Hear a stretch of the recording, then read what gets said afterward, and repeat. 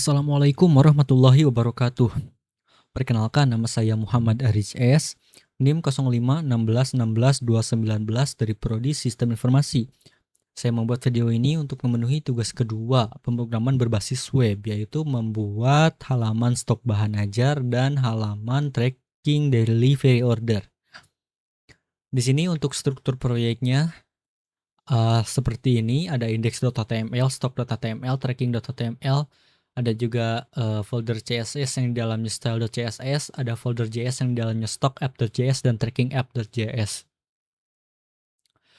Untuk kriteria penilaian di sini strukturnya harus sama ya. Terus menggunakan Mustache, vtext, vhtml. Nah, kalau data findingnya itu ada vbind dan vmodel. Untuk penggunaan kondisional di sini ada fungsi vif, velse, velse-if, dan vshow ya. Terus ada penggunaan properti seperti compute ataupun method. Watchers minimal menggunakan 2 ya untuk memantau perubahan data. Kemudian ada formulir input dan validasi input sederhana. Ada juga kreativitas dalam menampilkan interface dan penjelasannya. Oke. Pada halaman stok bahan ajar ya. Ini masuk dulu ya ke dalam kodenya. Saya telah membuat kodenya terlebih dahulu untuk mempersingkat waktu karena durasi videonya itu terbatas. Di sini untuk struktur folder telah sama seperti yang ditugaskan, tetapi dalam folder JS di sini ada data bahan ajar.js ya. Ini tambahan untuk tugas kali ini. Kemudian ini ada juga index.html untuk navigasi masuk ke stok HTML dan tracking HTML-nya. Langsung open with live server saja. Tampilan indeksnya itu seperti ini ya. Oke. Misal langsung ke bagian stok ya. Di bagian stok ini telah mengimplementasikan vtext, vhtml, dan mustache ya. Untuk mustache itu contohnya seperti ini. Terus kalau vtext kita cari ya. Nah, vtext-nya itu yang bagian ini.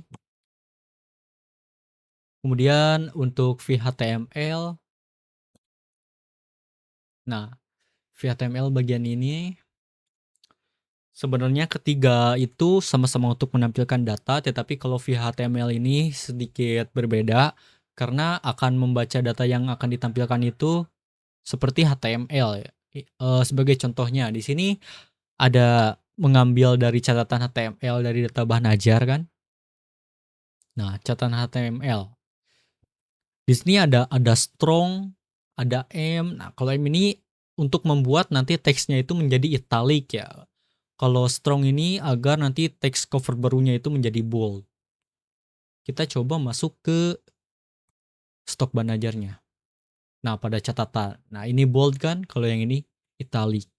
Ya, intinya seperti itu.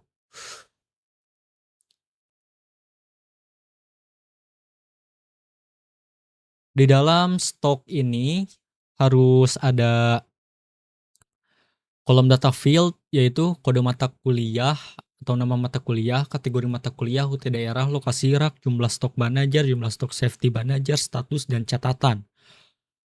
Di sini sudah ada ya, lengkap. Di sini juga ada aksi untuk mengedit atau menghapus ya, karena di sini terdapat fitur untuk mengedit stok data bahan ajar. Terus terdapat fitur untuk melakukan filter dan sort ya. Filternya itu berdasarkan UT daerah, kategori mata kuliah. Terdapat filter yang hanya menampilkan jumlah stok kurang dari jumlah safety stok dan jumlah stok sama dengan 0. Terdapat fitur sort untuk menurutkan berdasarkan judul stok dan harga. Filter dapat diset ulang atau di reset. Kemudian terapkan filter tidak perlu recompute kembali, implementasikan dependent options. Oke.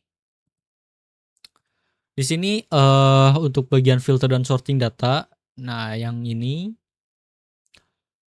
untuk implementasi dependent options itu misalnya saya memilih UT Jakarta ya di sini. Nanti akan muncul kategori mata kuliah. Nah, ini contoh implementasi dependent options. Kemudian untuk yang short itu diurutkan data, ada judul, stok, harga ya di sini.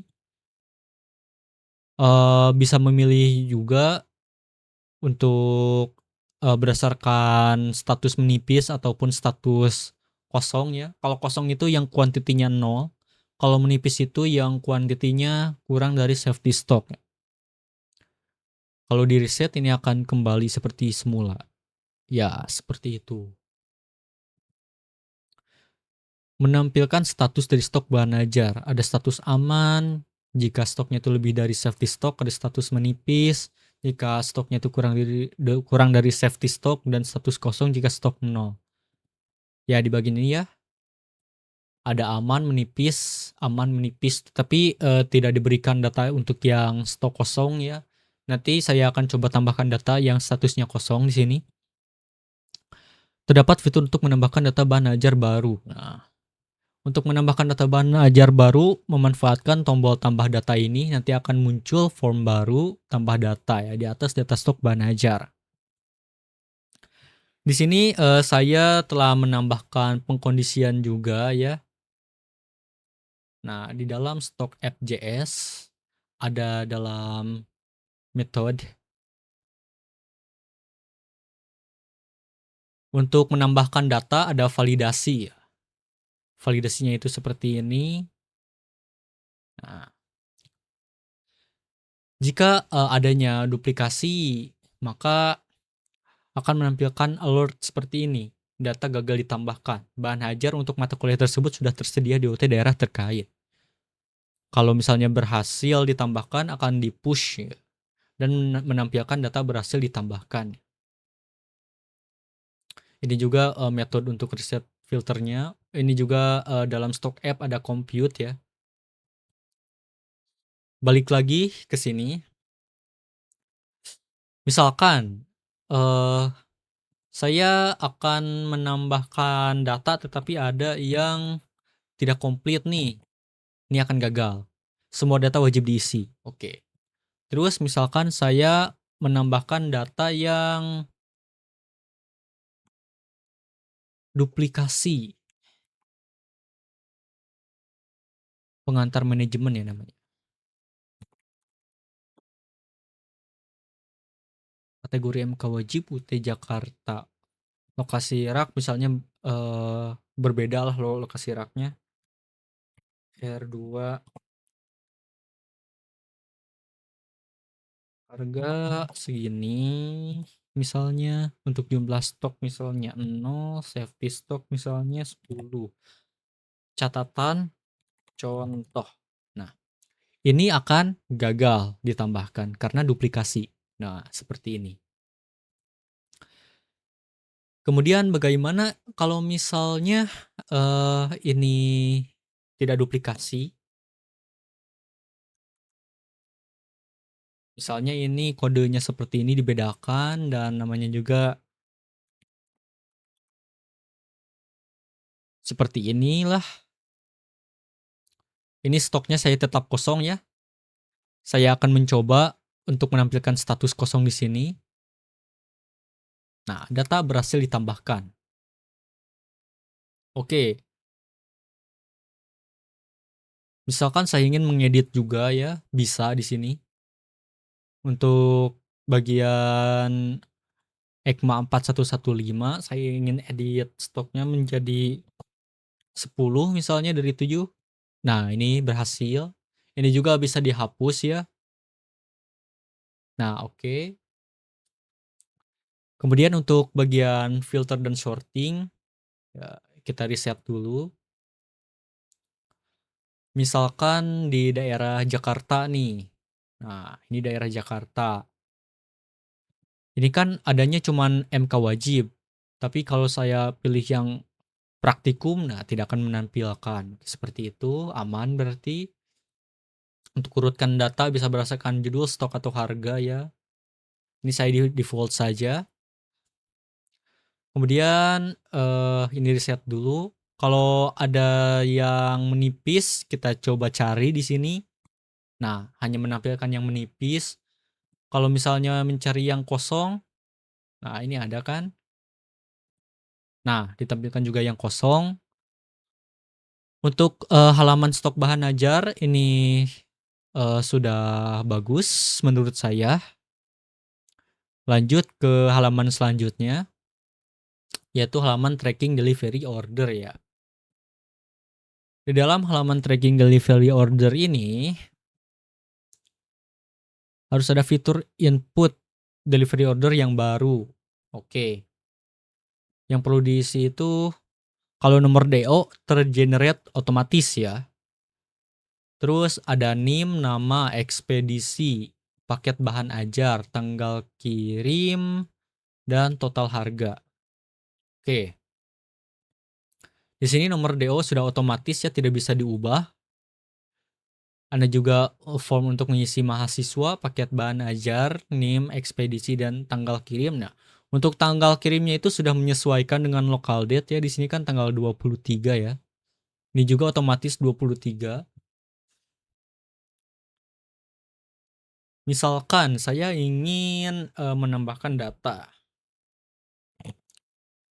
tapi ada yang kosong. Ini juga seperti ini dulu lah.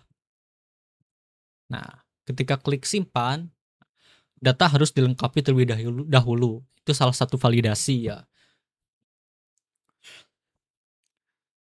Misalkan namanya itu nama saya.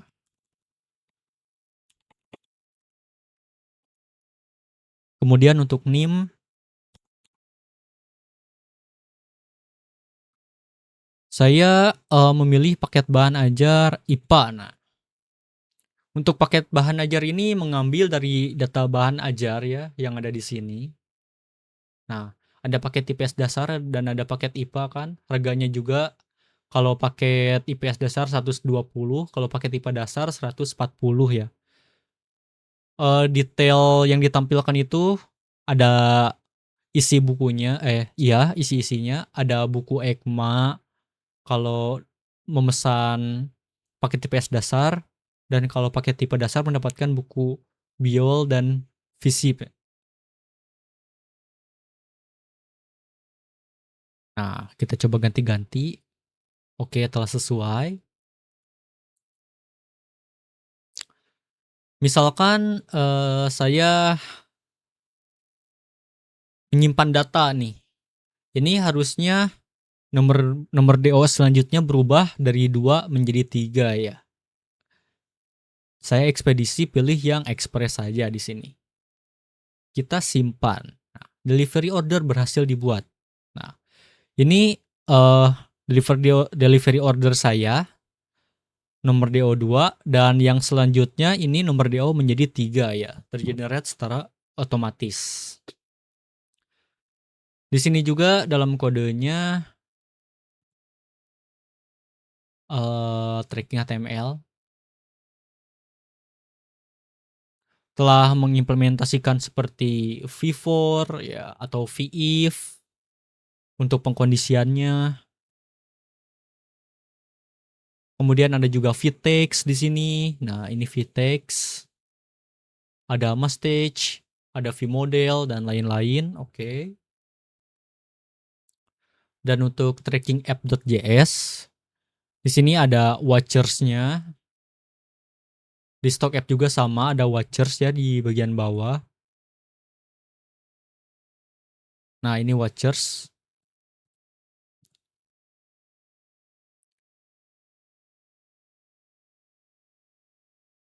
Nah, ini metode tambahnya. Tambah DO itu yang tombol simpan ini.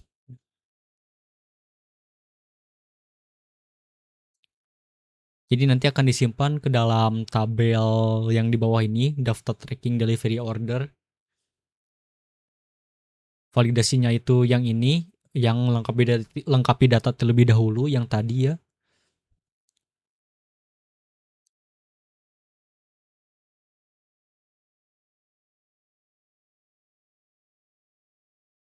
Untuk compute-nya itu yang ini, ya compute-nya itu dilakukan pada generate nomor DO otomatis.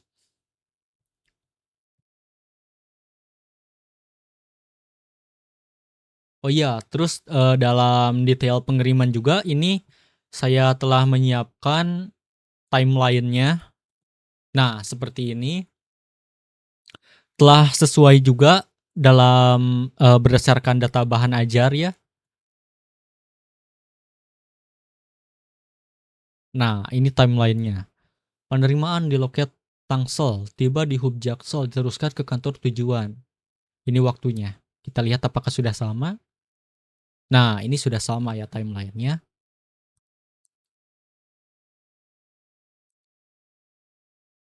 Mungkin hanya segitu saja penjelasan dari tugas 2 pemrograman berbasis web saya.